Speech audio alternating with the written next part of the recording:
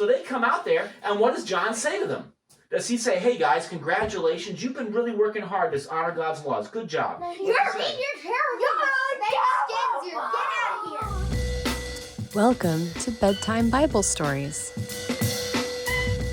Today we're reading Matthew chapter 3. Daddy, what are we reading tonight? We are reading in Matthew. So last night we read Matthew 1 and 2. You guys remember what happened in Matthew 1 and first two chapters of Matthew? Matthew. We talked about we talked a little bit about the Babylonian exile, but that wasn't what we were reading about, was it? Well, we talked about that was the background. That was, I know. Yeah, go ahead. Matthew was talking about trying to tell the people that Jesus was really the Messiah. They were like, I don't know about this Jesus guy. That's exactly what you said last night. Mm-hmm. And you said that he was like, but he fits this prophecy, and this prophecy, and this prophecy. He would be a Nazarite, he'd go to Egypt, he'd be born in Bethlehem. Right. And so, exactly. So Matthew is showing how all the prophecies line up. Like, Jesus fits the picture, right? And remember how many generations there were between Abraham and David? 14. And how many generations between David and the exile? 14. And how many generations 14. between the exile and Jesus? 14, that's right. So he fits the pattern. God likes patterns. That's part. Ethan, are you listening? 7 is a very important number in the Bible. Olivia's exactly right. How? All right. Well, God uses it for a lot of important things. Really? Mm-hmm. Like, there's 7 days in a week. Meet me in 7 days. Remember, 6 days of work. The 7th day is the day of rest, because 7th is important. 7 is a number of completion. All right, so we're going to go here. 3 plus 3 and then 14. That's right. Okay. Now listen. Now we're going to go to chapter 3. While Jesus was living in the Galilean hills, so now he's grown up. While Jesus was living in the Galilean hills, John, called the Baptizer, was preaching in the desert country of Judea. His message was simple and austere, like his desert surroundings. Change your life. God's kingdom is here. John and his message were authorized by, can you guess what? Isaiah's prophecy. Because Matthew's always reminding us about the prophets. Sorry. So Matthew's... I thought it was It's okay. We were reading about Malachi in school today. Oh, you were? I was thinking about Malachi. I was like... Well, he was the last... Remember, he was the last prophet before 400 years of... Silence. That's right.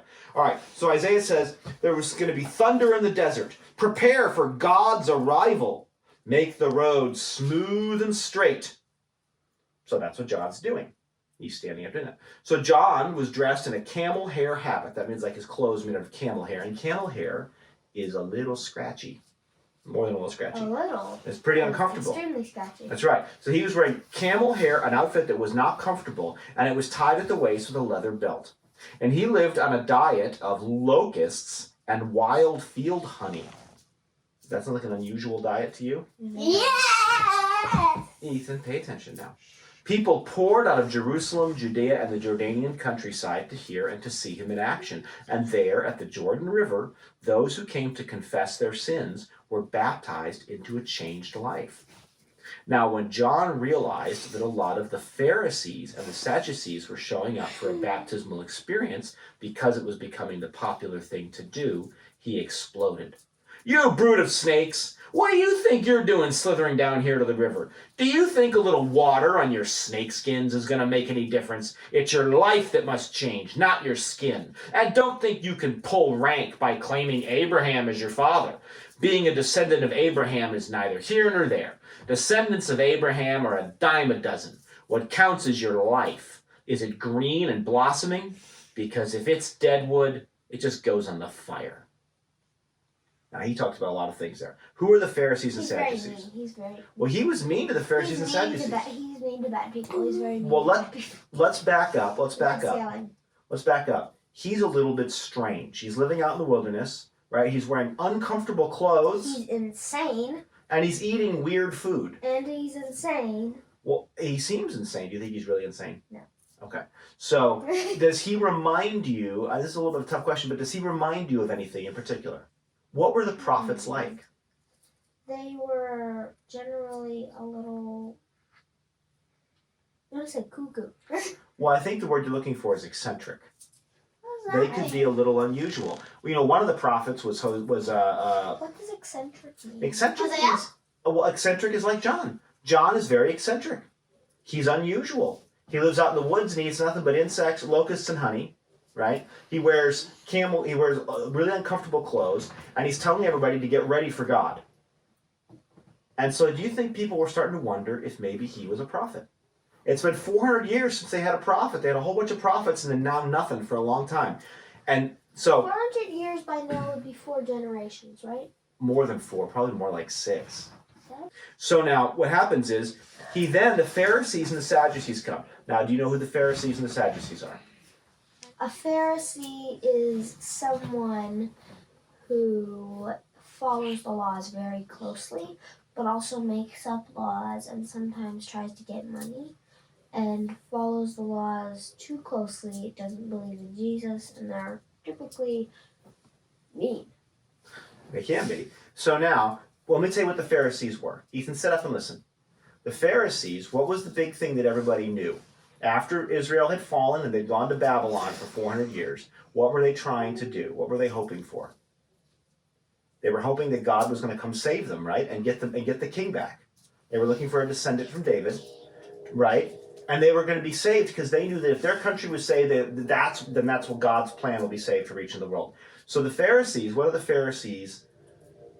The Pharisees were one of the groups of religious leaders, and they said, we have to do a really good job obeying God's law. Because why did we get judged before? Why did they get judged?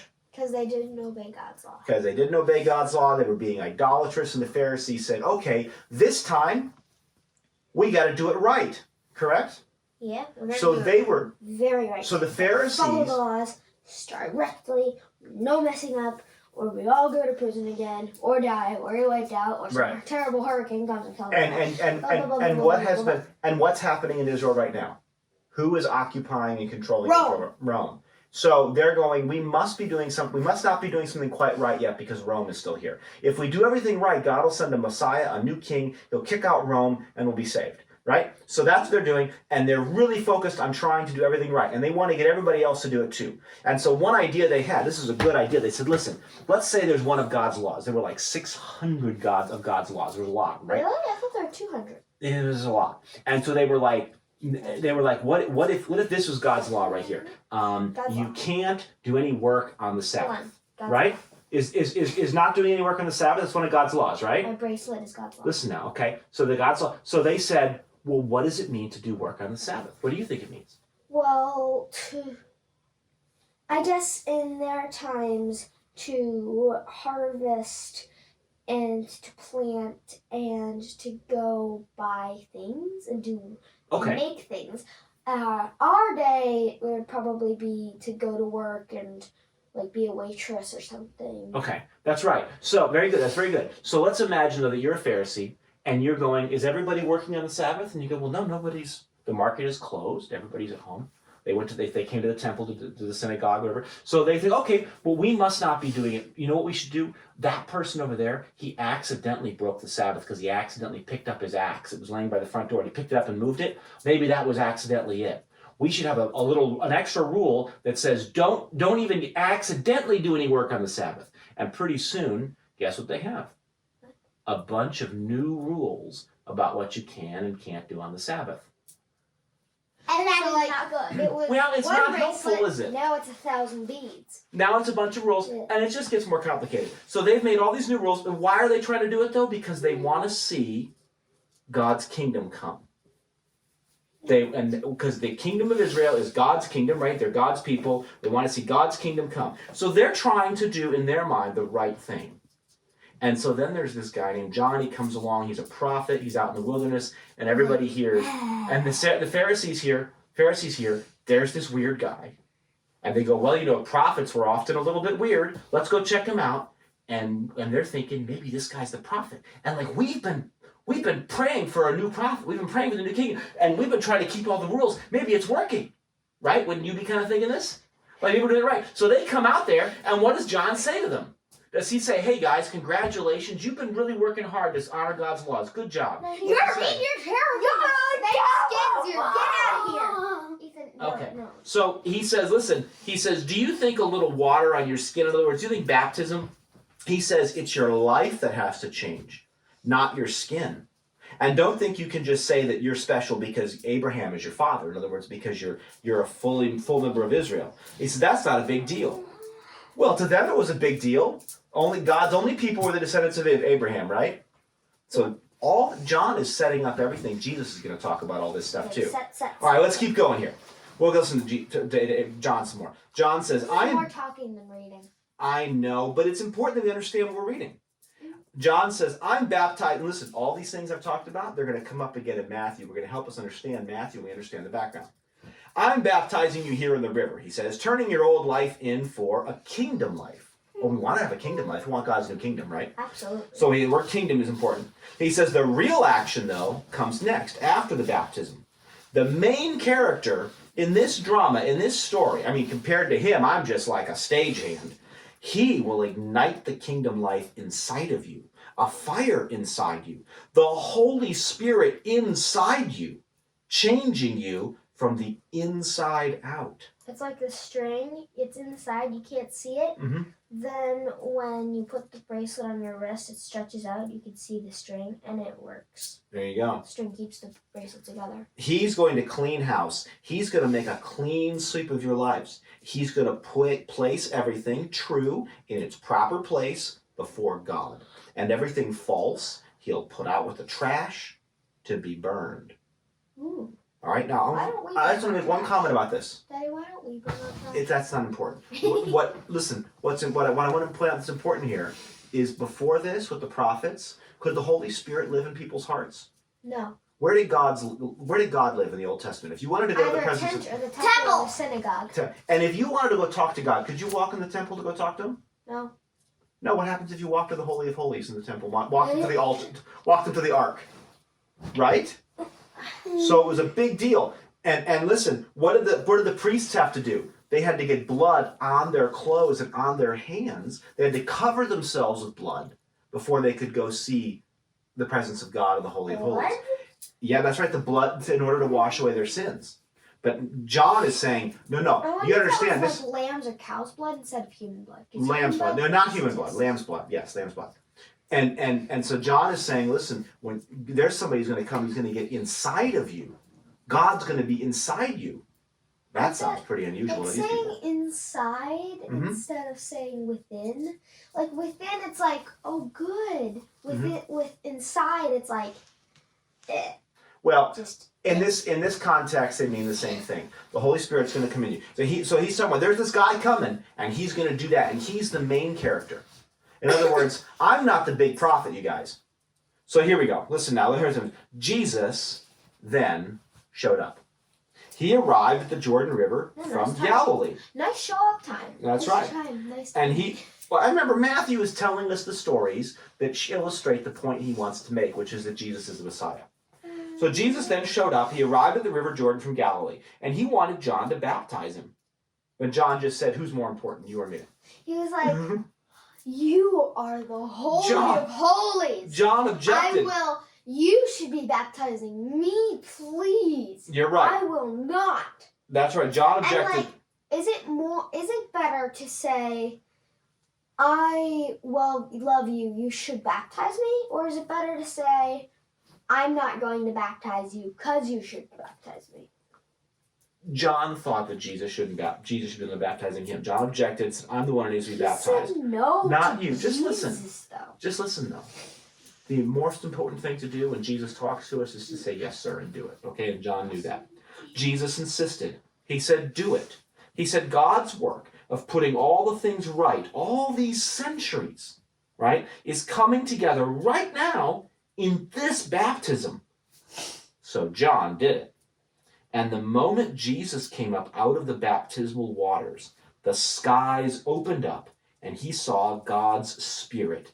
It descended like a dove, descending and landing on him. And along with the Spirit came a voice. This is my Son, chosen and marked by my love, The delight of my life. Fly, fly, fly, fly, fly. Right. Ah! So the Holy Spirit came like a dove. Is a dove a gentle bird? Very. Right? Now, but keep in mind, if you were a young student and you were going to school at this time in Israel, you would have been learning all about God. And what are some things you would have learned about God? We just talked about one thing you would have learned about God. One, can't be in presence without blood, and you have to be a priest, and you have to be a Levite, and it's once every lifetime. And two, if you go in there without any of that, you go doop, doop, doop. So, listen, the second question. When God came and gave the law to Moses, what did it look like when it happened? Do you remember back in Exodus what it looked like when Moses and God met up? What did their conferences look like? It looked like a booming voice out of nowhere, but everywhere at once. Well, do you remember that Moses went up on top of Mount Sinai? It's a big mountain. Yes, and there was And then there was thunder and I thought you were fire. talking about Abraham, sorry. So, no, yeah. We're talking about Moses. Oh, So Abraham? thunder comes down. Listen now, thunder comes down the mountain. So and the children of Israel were all there at the foot of it. Really? And if even an animal touched the mountain, it would die. So that's pretty scary. Let me ask you a question. What about all the goats on Just the listen, just listen. lizards? Just listen. I'm your daddy, right? I have a question. Even if I'm mad at you, all right, and God doesn't get mad at us because God is Do you gracious. still love us? I still love you, but I'm your daddy. If you wanted to talk to me, you had a question for me, what's that like? Do you have to wait in line? Do you have to have blood all over your hands before you can talk to me? No, we can just go and say, hey, Dad. Yeah, Dad, and I'll say, what's hey, the Ethan. square root of 47? Exactly. Wait, what is the square root of 47? There isn't one. So sit up. Sit up, please, and listen. So when God's voice comes down and God says, "This is my son, chosen and marked by my love. He's the delight of my life." What does that sound like to you? That sounds like a father, doesn't it? That sounds like a daddy saying, I love this child. Now listen, I got that. you've heard a million times that Jesus is God's son, right? You've heard that like a jillion times. But for the folks hearing this, they hadn't heard that before. God to them wasn't a father. He was a mighty and scary king who lived up on a mountain or was in the Holy of Holies. And here he is saying, hey guys, this is my boy. This is my son. Daddy, we're We talking can hang out about and talk with folks each in the other. Bible, right? We're talking about these Daddy, in the Bible. in the Bible. And so for them, this is a new idea that God would be a father and that Jesus could be a son. And Jesus is standing right there. He's just a guy. He looks like a man like anybody else. You know, he didn't arrive on a golden chariot, right? No one had to put blood on their hands and stand back and hide their face from him. Okay, so that's a big deal. All right, so I think we'll just stop there. But what I want you to understand is how different Jesus is from other prophets. So here's this guy, John, who looks like a prophet, looks a lot like the prophets they've seen before. And then he says, listen, I'm not the main deal. The main deal's coming. Then the main deal shows up and he says, you're the main deal, Jesus. And Jesus says, but actually, I need you to baptize me. And John's a little confused by that, isn't he? Next time, I think we're going to talk about some of Jesus' miracles. I'm just guessing. That's right. Well, the next chapter is about when he goes in the wilderness and the devil tempts him. Oh, I love that chapter. Okay. Thanks for watching Bedtime Bible Stories. If you want to watch more, like, subscribe, and hit that notification bell.